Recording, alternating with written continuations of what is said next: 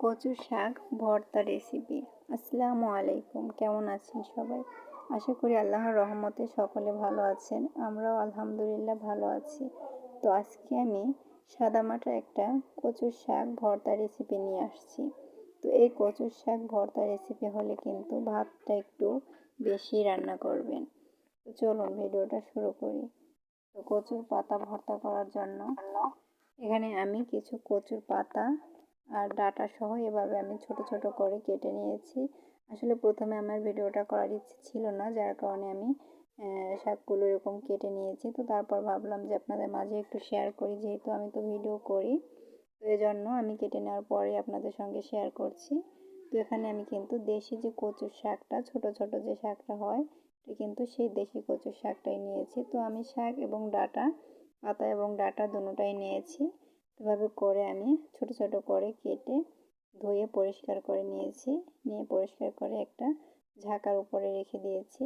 তো তারপরে আমি একটা কড়াইয়ের ভেতরে, চুলায় কড়াই বসিয়ে কড়াইয়ের ভেতরে শাকগুলো আমি দিয়ে এখানে দিয়ে দিচ্ছি কিছু আস্ত রসুনের কোয়া, আর দিয়ে দিচ্ছি একটা মাঝারি সাইজের পেঁয়াজ কুচি করে, আর দিয়ে দিচ্ছি বেশ কয়েকটা কাঁচামরিচ ফালি করে, এবং স্বাদ অনুযায়ী লবণ দিয়ে দিয়েছি। তো এখানে কচু শাকে একটু ঝালটা বেশি হলেই কিন্তু খেতে ভালো লাগে। তো দিয়ে আমি একটু ঢাকনা দিয়ে চাপা দিয়ে 1 মিনিটের মতো রান্না করে নিচ্ছি। তো 1 মিনিট পরে ঢাকনাটা খুলে নিচ্ছি। তো এখন একটু যখন কচুর শাকটা দেখুন অনেকটাই কিন্তু নেতিয়ে কমে আসছে, এই পর্যায়ে আমি নেড়ে চেড়ে দিচ্ছি। প্রথমে নাড়তে গেলে কিন্তু শাকটা পড়ে যায়, প্রথমে অনেক পরিমাণে হয়, কিন্তু পরে রান্না করতে করতে কিন্তু এটা অনেকটা কমে যায়। তো এটা কমে আসার পরেই আমি নেড়ে চেড়ে দিচ্ছি। তো এটাকে নেড়ে চেড়ে দিয়ে কিছুক্ষণ আমি রান্না করে নিয়েছি। আমি কিন্তু আবারও ঢেকে দিয়েছিলাম। আর দেখুন, তো ঢাকা দিয়ে আমি এটাকে অনবরত নেড়ে চেড়ে দিচ্ছি, ঢাকনা খুলে। এভাবে করে কিন্তু শাকটা সিদ্ধ হয়ে গেছে। আর এই শাকটা কিন্তু সিদ্ধ হতে বেশি একটা সময় লাগে না। আর আমি যেহেতু একেবারে ছোট ছোট করে কেটে নিয়েছি, এখানে কিন্তু আমি এক্সট্রা কোনো পানি দেই নাই। কচু শাকে যে পানিটা ছিল সেটাই কিন্তু ডাঁটা আর শাকটা কিন্তু খুব ভালোভাবে সিদ্ধ হয়ে গেছে, দেখতেই পাচ্ছেন। তারপর কিন্তু আমি এটাকে খুন্তি দিয়ে অনবরত নেড়ে চেড়ে এভাবে করে পানিটা শুকিয়ে নিচ্ছি। আর এর যে ডাঁটাগুলো ছিল সেগুলো কিন্তু আমি থেতলিয়ে নিয়েছি। আপনারা চাইলে কিন্তু এটা ডাল ঘুটনি দিয়েও ঘেটে নিতে পারেন।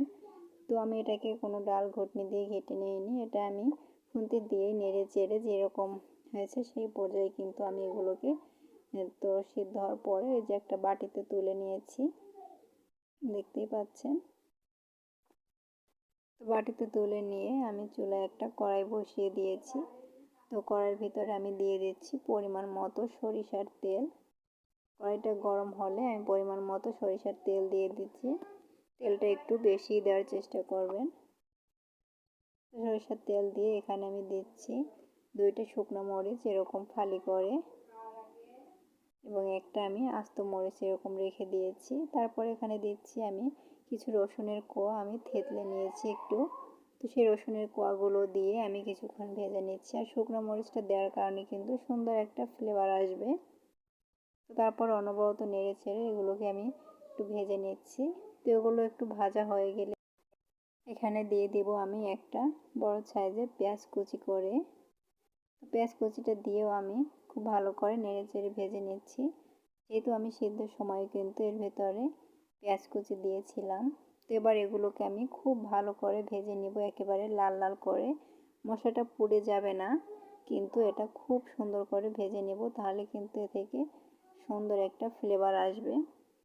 তো এটাকে অনবরত নেড়ে চেড়ে কিন্তু আমি সুন্দর একটা ব্রাউন কালার করে এগুলোকে ভেজে নিব। এগুলো যখন ব্রাউন কালার হয়ে যাবে আর সুন্দর একটা ফ্লেভার বের হবে, তখন আমি আগে থেকে সিদ্ধ করে রাখা কচু যে শাকটা ছিল সেটা দিয়ে দেব। দিয়ে আমি অনবরত নেড়ে চেড়ে পেঁয়াজ রসুন এবং মরিচের সঙ্গে খুব ভালো করে মিশিয়ে নিব। তো এভাবে করে খুব ভালো করে নেড়ে নিতে হবে, তাহলে এর ভিতরে যে পানিটা থাকে এটা কিন্তু শুকিয়ে যাবে। তো এটা একেবারে আমি শুকনো শুকনো করব না, আর একেবারেও ভিজা রাখবো না। এর ভিতরে আমি পানিটা নেব।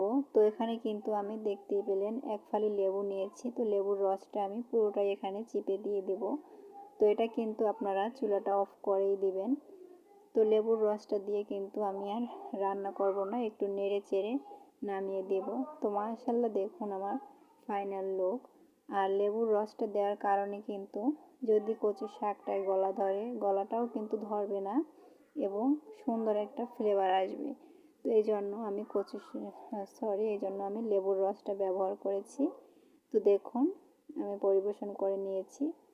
তো মাশাআল্লাহ এই কচু শাক ভর্তাটা খেতে যে এতটা মজার, আর এটা হলে কিন্তু ভাত একটু বেশি রান্না করবেন, এটা কিন্তু ভীষণ মজার হয়। দেখুন রসুনগুলো যে আমি খুব সুন্দর করে ভেজে নিয়েছি, তার কারণে দেখতে কিন্তু খুবই সুন্দর লাগছে, মনে হচ্ছে যেন আমি এখানে চিংড়ি মাছ দিয়েছি। হঠাৎ যদি কেউ দেখে বুঝতেই পারবে না, মনে হবে যেন আমি চিংড়ি মাছ দিয়ে এটা করেছি। কিন্তু আপনারা তো দেখতেই পেলেন এখানে আমি কোনো রকম চিংড়ি মাছ ব্যবহার করিনি।